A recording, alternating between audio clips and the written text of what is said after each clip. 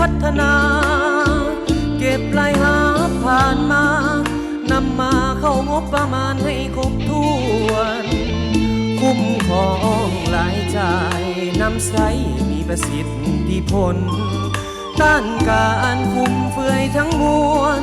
เหลือไว้เข้าคลังสะสมคุ้มครองกวดกาแผนงบประมาณของรัฐบาล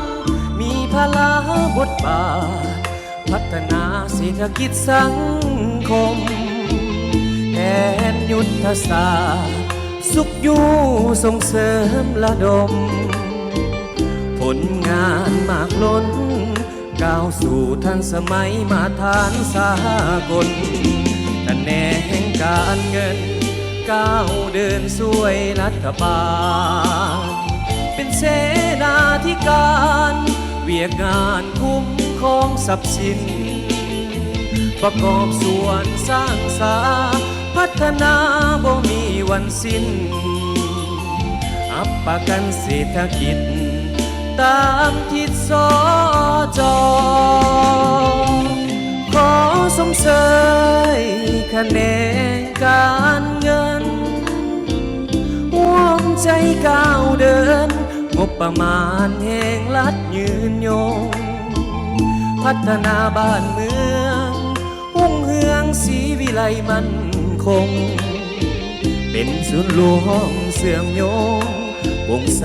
เวียกงานการเงิน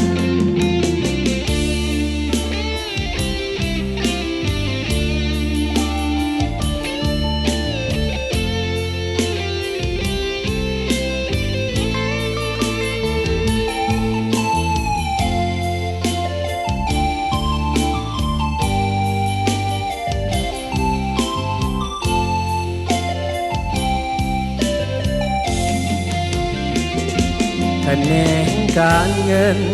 ก้าวเดินช่วยรัฐบาลเป็นเสนาธิการเวียกงานคุ้มครองทรัพย์สินประกอบส่วนสร้างสาพัฒนาบ่มีวันสิ้นอัปประกันเศรษฐกิจตามทิศสจ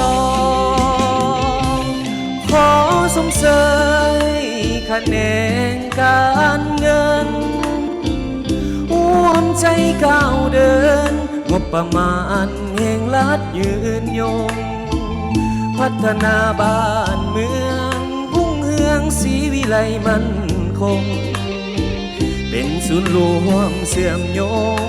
โปร่งใสเวียกงานการเงิน